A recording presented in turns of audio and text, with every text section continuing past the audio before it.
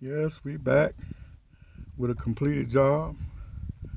Give all credit to the Almighty to give us insight on how to get this job done. You see, we put new brackets on, refurbished the hangers.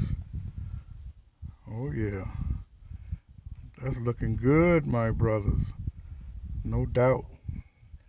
New bolts, new leaf springs, new leaf spring brackets. Hey, couldn't have it done, completed without the help of my stickman Waverly. Both sides are identical.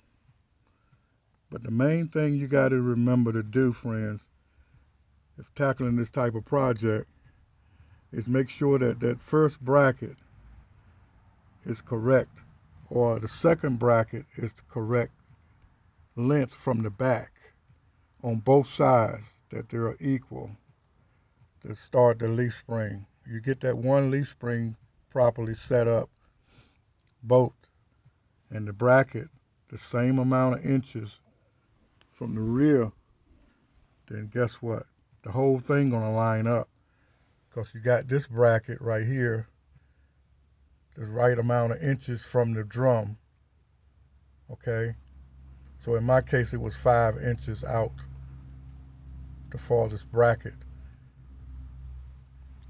So like I say, get that eye right on this side and the bracket, then repeat the same process on the opposite side. That way your wheels are balanced on your trailer frame and you ain't going down the road crooked, wearing your tires out or making your load uh, not steady. Plus, you'll get better gas mileage. Pull a lot smoother. So we all figured this out. And again, shout outs to my man Waverly for coming over and burning the old bolts off for me. Because I couldn't have done it grinding. I'd have still been there like for a whole week trying to grind all them rusty bolts off with a portable grinder.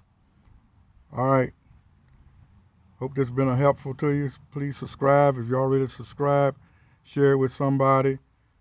Or hit that like button. We appreciate it. Thanks for sticking with me. And to the next project and the next adventure, it's Captain Hooky saying, enjoy the water and please be safe out there. All right. Don't be drinking alcohol and operating a vehicle, boat, same as you would a car. All right. Peace. Protect the environment.